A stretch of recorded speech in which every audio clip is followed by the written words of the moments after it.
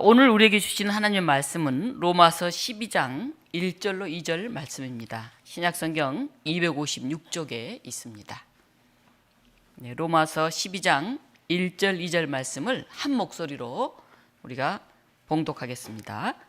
그러므로 형제들아, 내가 하나님의 모든 자비하심으로 너희를 권하노니 너희 몸을 하나님이 기뻐하시는 거룩한 산 제물로 드리라. 이는 너희가 드릴 영적 예배니라. 너희는 이 세대를 본받지 말고 오직 마음을 새롭게 함으로 변화를 받아 하나님의 선하시고 기뻐하시고 온전하신 뜻이 무엇인지 분별하도록 하라. 아멘. 오늘은 우리 교단에서 정한 여신도 주일입니다. 한국 교회의 60 내지 70%가 다 여신도들입니다. 그래서 한국 교회는 여신도들의 헌신으로 이렇게 성장했다고 해도 과언이 아닐 것입니다. 지난주는 공동의회가 있는 주일로 올해 총회 주제 성구 중에 요한복음을 가지고 말씀을 전했습니다. 오늘은 여신도의 주일로 총회 주제 성구 중에 로마서를 해설한 우리 김판임 교수님의 주제 해설로 말씀을 전할까 합니다. 로마서는 바울의 다른 편지들과는 큰 차이가 있습니다. 다른 편지는 바울이 직접 자기가 개척한 교회에 글을 써보내는 거기 때문에 교회 안에 생긴 문제에 대해서 개척자로서 매우 아픈 마음을 가지고 아주 세세하게 그 문제를 다루고 권면을 하면서 글을 마감을 합니다. 또 자기가 개척한 교회니까 그 교회에 있는 성도 한 사람 한 사람을 너무 잘 알아요. 그래서 교인들을 향한 애틋한 마음을 표현하고 때로는 그 사람들의 이름을 불러가면서 격려하면서 감사를 표하는 그런 아주 생동감 있는 그런 편지들입니다. 반면에 로마서는 비교적 교인들에게 거리를 좀 두고 차분한 마음으로 그동안 자신이 목회하면서 쌓았던 많은 경험들을 정리하고 신학적으로 완숙한 그런 글을 써보냅니다. 때문에 많은 교리들이 정리되고 신학화되고 한 이 로마 교회에 보낸 로마서를 중심으로 교리들이 많이 만들어졌다. 그렇게 얘기할 수가 있습니다. 바울은 이 편지에서 하나님의 구원은 율법의 수행이라고 하는 인간의 공로에 의한 것이 아니라 하나님의 은혜에 의한 것이라고 그렇게 누누이 강조를 합니다. 그리고 오늘 바울은 12장에서 교인들에게 이제 권면의 글을 씁니다. 그런데 이 권면의 글은 구원받은 그리스도인이 어떻게 살아야 할지 삶의 자세를 아주 압축적으로 표현해 놓은 것이 로마서 12장 1절 2절 말씀입니다. 그래서 이 말씀은 바울의 윤리의 총론이라고 할 수 있는 그런 말씀입니다. 이렇게 살아야 되는구나. 바울이 하고자 했던 아주 핵심 삶의 실천 지침이 여기 들어있구나. 그렇게 보시면 되겠습니다. 로마서 12장 1절 형제들아, 하나님의 모든 자비하심으로 너희를 권하노니. 바울은 로마 교회에 간 적이 없습니다. 그런데 로마 교우들을 향해서 형제들아 라고 부릅니다. 이 형제는 혈연 관계에 의한 그런 것과는 전혀 관련이 없습니다. 하나님을 아버지라고 부르는 그리스도인들은 모두 형제 자매이기 때문에 형제들아 이렇게 불렀습니다. 근데 이 단어는 아델포이라는 말이 사용됐는데 이 아델포이는 복수형이에요. 복수형. 그래서 정확하게 번역을 한다면 형제 자매들아 이렇게 번역하는 것이 더 좋습니다. 바울은 로마 교회에 굉장히 조심스럽게 편지를 씁니다. 하나님의 모든 자비하심으로 너희를 권하노니. 하나님의 모든 자비하심. 여기에 조심스럽고 존중하는 그런 마음이 포함되어 있습니다. 바울 자신이 직접 세운 교회에는 어떻게 편지를 썼냐 하면 매우 자신만만하게 편지를 썼어요. 우리가 하나님과 함께 일하는 자로서 너에게 권하노니. 또 내가 그리스도를 본받는 자가 된 것 같이 너희도 나를 본받으라. 굉장히 어떻게 보면 교만해 보이잖아요. 나를 본받으라. 자신 있는 거죠. 우리는 하나님과 함께 일하는 사람이다. 자신 있게 그렇게 편지를 써보냈는데 오늘 로마 교회는 굉장히 조심스럽게 편지를 쓰고 있습니다. 하나님의 모든 자비하심 같이 나가 아니라 하나님을 중심에 놓고 권고를 하고 있습니다. 자신이 직접 세운 교회도 아니고 로마라고 하는 아주 대도시에 있는 큰 교회이기 때문에 아주 조심스럽게 그렇게 조언을 하고 있습니다. 오늘 우리가 다른 사람을 조언할 때는 굉장히 조심스럽게 해야 됩니다. 요즘 젊은 사람들은 나이 많은 사람이 자신의 경험에 비추어서 이렇게 젊은 사람에게 조언하는 것, 때로는 설교하듯이 하는 것, 때로는 가르치지 않은 것, 이런 걸 잘 받아들이지 못합니다. 그래서 너무 때로는 어른들이 해야 될 말을 못해서 문제가 되기도 하지만 우리의 말이나 표현 양식이 이제 달라져야 됩니다. 시대가 달라졌기 때문에 그렇습니다. 오늘 바울은 하나님의 자비하심으로 이렇게 말하는데 그 말에는 이미 윤리적인 차원이 들어 있습니다. 사람이 어떻게 살까? 먼저 하나님이 베풀어 주신 그의 자비하심을 생각하라는 것입니다. 죄 많은 우리를 은혜로 구원해 주신 하나님의 자비하심을 생각하면서 기쁨과 감사로 살 수밖에 없는, 이게 그리스도인의 삶의 기본 그런 자세입니다. 제가 그제 우리 곽정현 김광민 집사님 집에 이제 신방을 다녀왔는데요. 이제 말씀을 전하는데 그런 고백을 하더라고요. 우리 김광민 집사님이. 예전에 제가 교회 열심히 다녔을 때는 감사할 거리 5가지씩을 늘 찾았습니다. 그래서 하루하루를 보면 아무 생각 안 하면 그냥 쑥쑥 지나가는데 감사거리를 찾으니까 감사를 그렇게 할 내용들이 생기고 그걸 새길 때마다 아주 감사가 넘쳐났다고 그런 얘기를 하더라고요. 제가 이제 본문 중에 감사라는 그런 본문을 드렸거든요. 우리가 이 감사할 수 있다는 것, 그것이 그리스도인들의 삶의 아주 기본입니다. 올해 여러분 삶 속에 감사할 거리들을 찾아내는 그런 매일매일이 되었으면 좋겠습니다. 두 번째는 너희 몸을 하나님이 기뻐하시는 거룩한 산 제물로 드려라. 몸을 제물로 드린다? 이거는 당시 그리스도 사상을 가지고 살던 이방인들에게는 굉장히 충격적인 말입니다. 왜냐하면 플라톤 사상에 근거하면 육체는 무덤이라고 생각했어요. 육체는 무덤. 그리고 이 육체에서 벗어나서 영이 자유롭게 본향을 향해서 그렇게 가야 된다고 생각했습니다. 그래서 이 몸으로부터 탈출하는 거, 그게 자유라고 생각했는데 너희 몸을 산제사로 드려라. 굉장히 충격적인 거죠. 때문에 이방인들에게는 이게 아주 이해하기 어려운 그런 내용이었지만은 유대 그리스도인들에게도 굉장히 자극적인 이야기였습니다. 유대의 전통적인 성전 예물은 동물을 죽여서 예배를 드리는 거예요. 동물을, 사람을 대신해서 동물로 제사를 드립니다. 그런데 동물 대신 사람의 몸을 산 제물이라고 이렇게 표현하는 것은 굉장히 충격적인 일이죠. 우리 몸을 산 제사로 드리라고? 이방인들에게는 몸이 너무 어떻게 보면 부패하고 우리가 생각할 때 추하고 벗어버려야 할 것이기 때문에 충격적이었고, 유대인들에게는 하나님이 주신 이 몸은 동물이 그걸 대신해서 치르는 그런 건데 내 몸을 직접 드린다는 게 그게 또 굉장히 충격적인 일이었습니다. 구원을 위한 희생 제물은 예수 그리스도 하나면 족하다. 그래서 살면서 하나님께 온전히 예배드리는 것이 마땅하다. 죽은 사람은 하나님께 찬양도 예배도 드릴 수 없다. 바울은 이렇게 생각하면서 몸으로 하나님께 영광을 돌리라. 나중에 죽어서 그 언젠가는 그 영적으로 이런 차원이 아닌 오늘 이 현실 속에서 우리의 온몸으로 바울은 그것을 강조한 것입니다. 그래서 우리의 세속적인 삶과 우리 어떤 영적 예배가 대립되는 게 아니에요. 근데 이제 헬라 철학이라든가 때로는 유대인들도 그런 생각을 많이 했죠.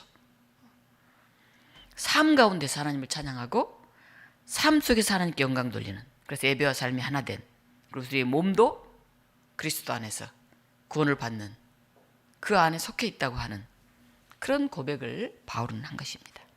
그러니까 바울은 이제 이렇게 말합니다. 2절 보면 이 세대를 본받지 말고 다르게 살라는 겁니다. 이 세대를 본받지 말라. 바울이 살던 그 세대는 어떤 세대였을까요? 1세기 로마가 지중해를 지배하던 그 세상, 그때 가치관은 어땠을까요? 나보다 더 잘난 사람이더라. 끊임없이 경쟁을 부추기는, 아마 오늘날과도 다를 바가 없죠. 스파르타 같은 경우는 아이가 약하게 태어나면 그냥 던져서 죽여버렸잖아요. 그 약한 아이 키우느라고 힘만 들고 동물의 세계처럼 말이죠. 오늘날 같으면 그래도 선진국은 약한 사람을 더 배려하고 우대하고 하지만 당시만 해도 힘센 사람이 모든 것을 좌지우지했습니다. 로마는 전쟁을 통해서 이웃 나라를 정복했고 정복한 나라의 백성들을 노예로 삼았습니다.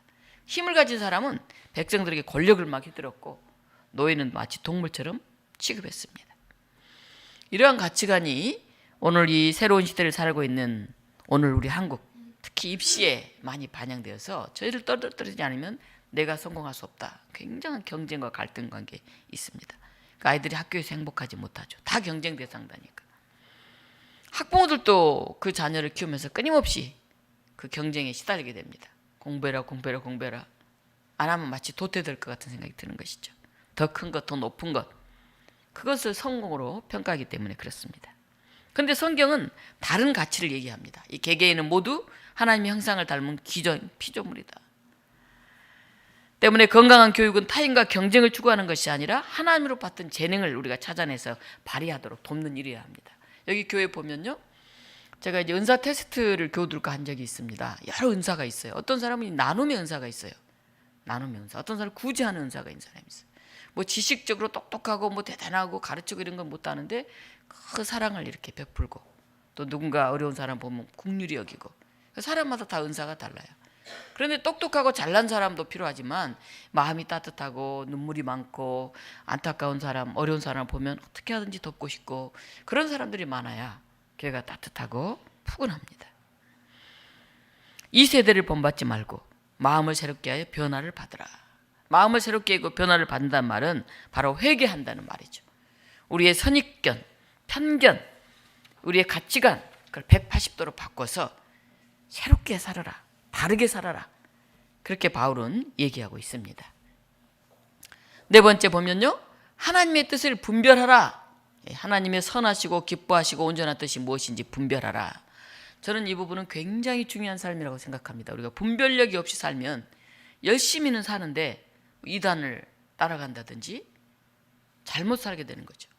그래서 끊임없이 말씀을 우리가 공부하고 어떤 게 바른 삶인가를 파악하면서 살아가는 것이 신앙인들에게 있어서 무엇보다 중요한 그런 일입니다. 하나님의 뜻은 선하고 하나님이 기쁘게 받아들일 온전한 하나님, 그걸 추구하면서 우리가 살아가야 한다는 것입니다. 유대인들도 구원을 위해서 하나님 뜻대로 살기를 원했습니다. 그래서 하나님의 뜻을 깨닫기 위해 성경을 열심히 읽고 외우고 연구했습니다. 그런데 성경은 하나이지만은 이 성경 말씀을 읽고 해석하는 것은 여러 입장과 방법이 생깁니다. 그래서 여기서 이단이 생겨나죠. 똑같은 본문을 보고 전혀 다르게 얘기를 하는 것이죠. 예수님 당시도 그러했습니다. 사두개파가 있었고 바리새파가 있었고 에세네파가 있었죠. 사두개파는 굉장히 현실주의적인 힘과 능력을 중요시했고, 바리새파는 이후에 다른 어떤 하나님의 나라, 거기에 관심이 많았고, 에세네파는 아예 그냥 광야에 나가서 이 더러운 세상에 속하지 않는 그들만의 신실한 삶을 살겠다고, 그런 방식으로 그들의 신앙을 실천했던 사람들입니다. 바울도 성경을 해석합니다. 그런데 그 성경의 근본적 정신은 바로 사랑입니다. 로마서 12장 9절로 11절 보면, 사랑에는 거짓이 없나니 악을 미워하고 선에 속하라.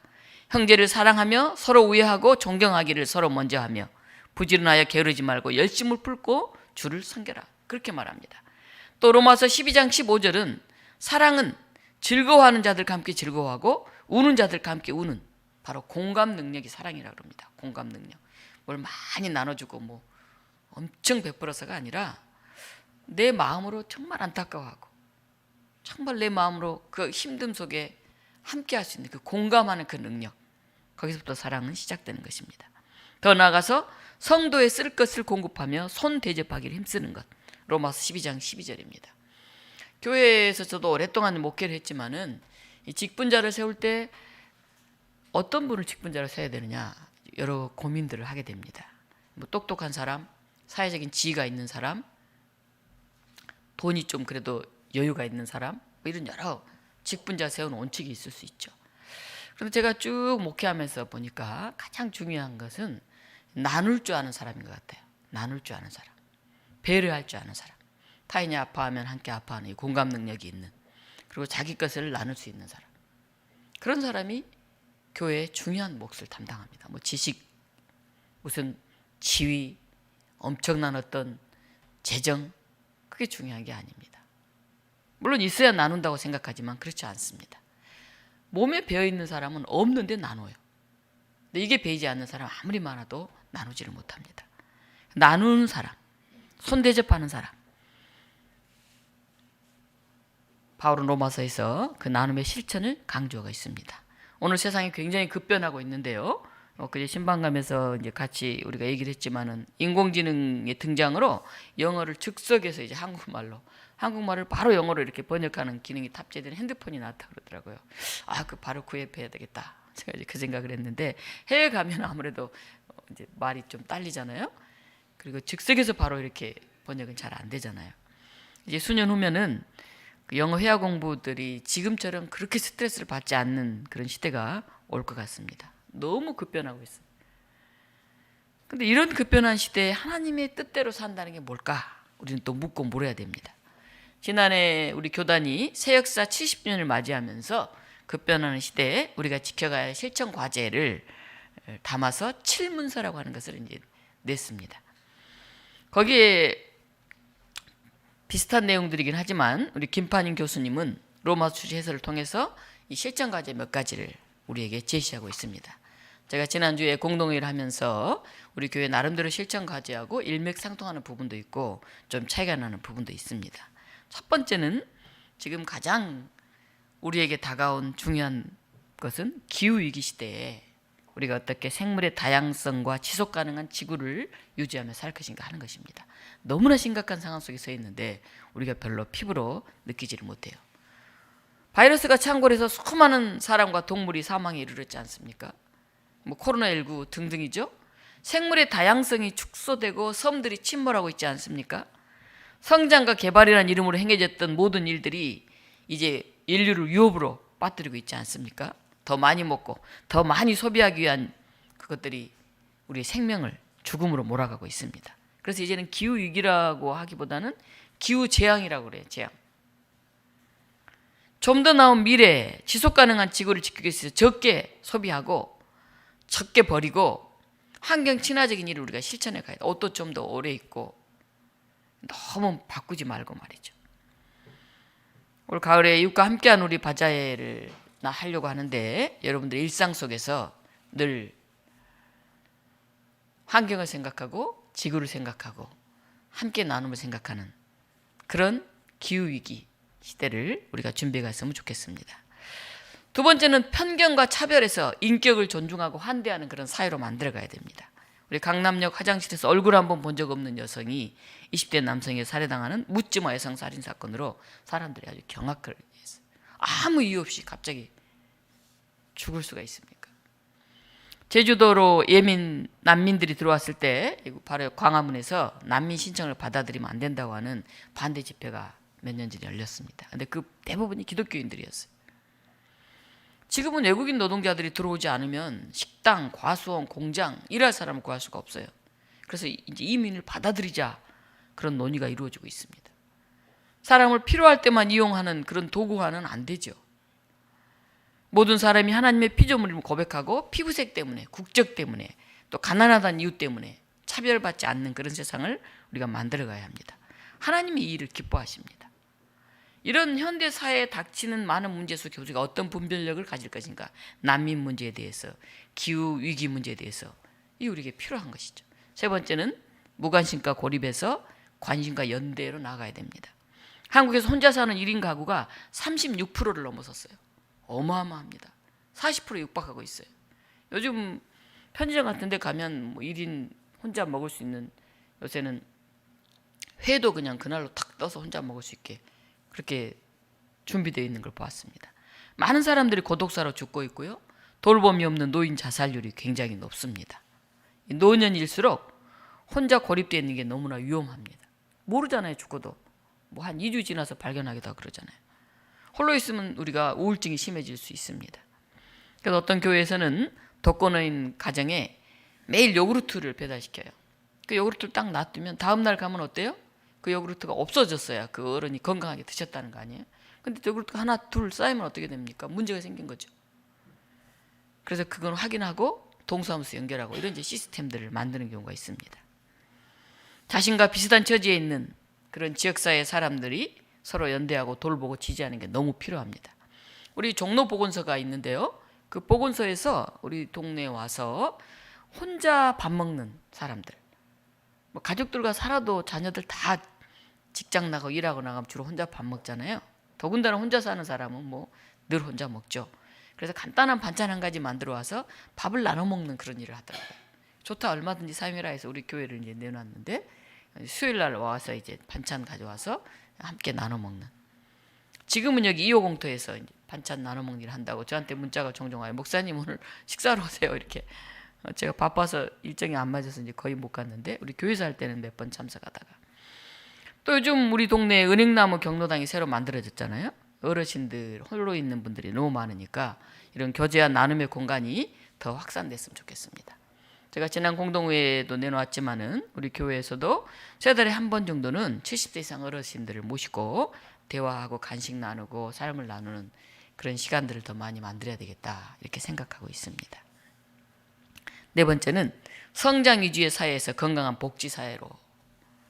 한국 사회는 일제 식민지와 6.25 전쟁을 겪고 폐허가 된 가운데 이 경제 개발과 성장을 위해 굉장히 노력해 왔고 이제 세계 경제적 대국 10위권에 이제 들게 됐어요. 엄청난 일이죠.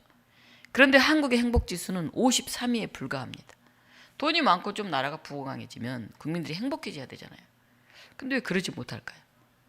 경제가 이만큼 발전하기까지 이 과정에는 해외에 나가서 땀 흘리면서 일했던 외화를 보러 왔던 그런 근로자들도 있었고 산재 등을 당하면서도 그 열악한 환경 속에서 열심히 일한 그런 이 노동자들이 헌신이 굉장히 컸습니다. 근데 그 결과는 빈익빈 부익부로 쫙 나눠졌어요. 한쪽에 이제 너무 몰린 거죠. 우리가 코로나를 겪어봐서 알지만 우리 교회만 해도 외롭게 사는 어르신들이 3분이나 돌아가셨어요. 그리고 코로나 이후로 우리 박장원 집사님은 교회를 나오지 못하고 계세요. 그러니까 홀로 있는 사람들, 외로운 사람들에게는 이런 사회적인 어려움이 얼마나 크게 아픔으로 다가오는지를 우리가 알 수가 있습니다. 좀 여유 있는 돈 있는 사람들은 살아남고 가난한 사람들은 죽음에 방치되는 이런 현실을 우리가 더 이상 방치해서는 안 될 것입니다. 자살률이 늘어나고 출산율이 낮아지고 모두에게 큰 재앙이잖아요. 의료보험이라든가 국민연금이라든가 또 기본소득제 등이 실현되어서 최소한 생명을 가지고 태어난 사람은 최소한의 삶은 보장될 수 있는 그런 복지국가를 세계 10위에 오른 우리나라가 가지 않으면 어느 나라가 가겠습니까? 6번째는 폭력과 전쟁에서 평화의 세계로 우리가 만들어가야 됩니다. 바울은 평화의 하나님이라는 표현을 자주 사용합니다. 그리고 악과 죄가 소멸되면 그것에 평화가 가능하다. 바울은 그런 확신을 가지고 있었습니다. 오늘 로마서 3장 21절에는 율법 외에 하나님의 한 의가 나타났다 이렇게 주장합니다. 하나님이 악과 죄를 소멸하시고 그의 정의를 실현하셨다. 지금 그 현실이 우리 안에 드러나고 있다. 이렇게 바울은 말한 거예요. 나중에 죽어서 언젠가가 아니라. 바울은 그날을 미리 앞당겨서 보고 그 기쁨과 감격을 누리고 그 소망을 선포한 것입니다. 오늘 교회 중추들인 여신도들이 일상에서 살림의 문화를 만들어가고 있는 그런 사람들입니다. 살림이 뭡니까? 사람을 살리는 거잖아요. 밥 먹는 거, 옷 입는 거, 이 모든 것들이 사람을 살리는 가장 소중한 것들이죠. 하나님의 평화, 그 나라를 미리 보면서 실천하면서 살아갈 수 있는 그런 우리 이 살림의 문화를 만들어가는 여신도들이 되기를 바랍니다. 마지막으로 형식적인 예배를 넘어서 몸으로 드려지는 하나님이 기뻐하시는 예배를 바울은 얘기합니다. 너희 몸을 하나님이 기뻐하시는 거룩한 산 제물로 드리라. 이게 너희가 드릴 영적 예배니라. 제가 지난주도 얘기했지만 영과 진리로 예배하는 그 다음 뭡니까?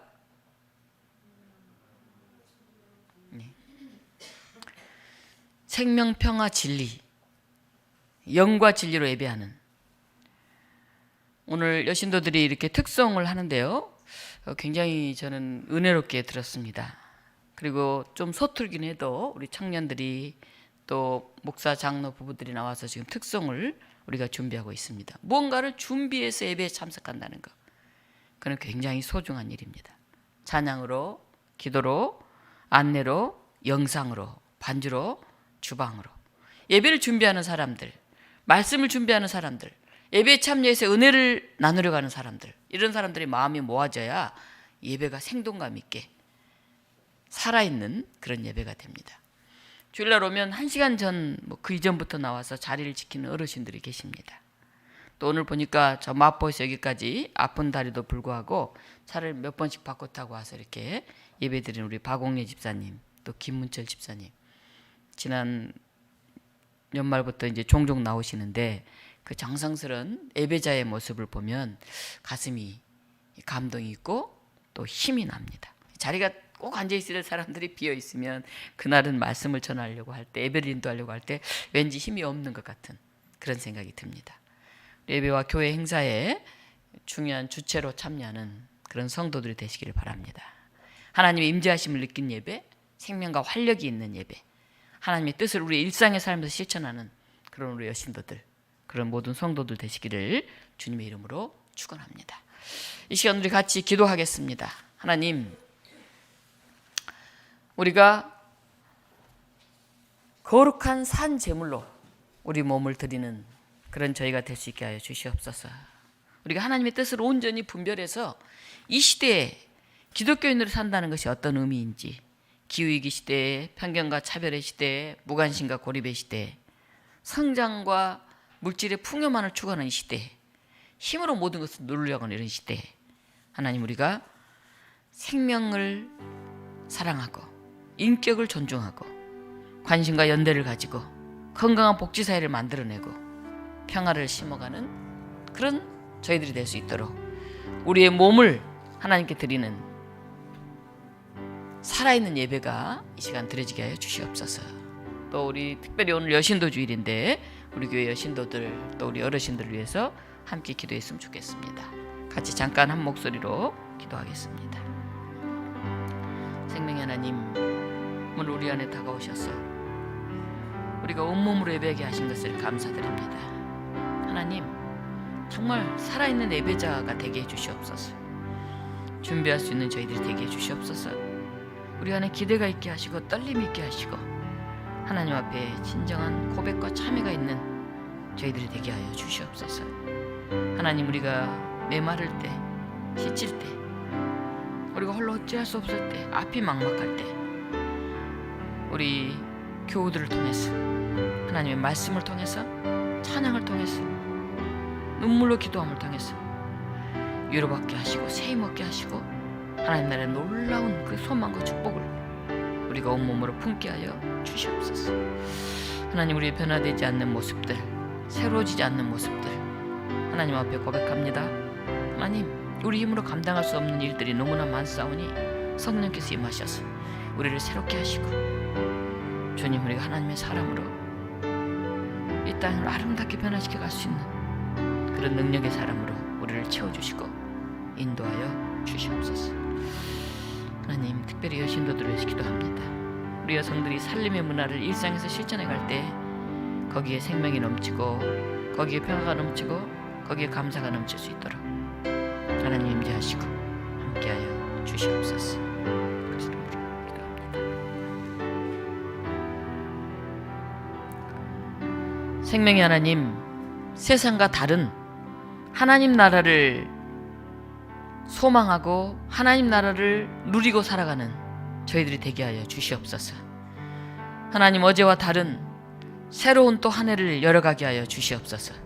우리가 지칠 때, 힘들 때, 막막할 때 예수 그리스도께서 말씀해 주시는 그 놀라운 음성에 귀 기울이게 하시고 우리 옆에 있는 우리의 교우들을 서로 사랑하며 긍휼히 여기며 그런 공감 능력을 다시 회복해내는 저희들이 되게 하여 주시옵소서. 오늘 세상과 다르게 그러나 또 다가오는 이 시간을 새롭게 살기 위해서 결단하고 나아가는 우리 여신도들과 우리 교우들과 이 온 땅에 있는 믿음의 형제자매들 가운데 지금부터 영원토록 함께 하옵시기를 간절히 기도하옵나이다. 아멘.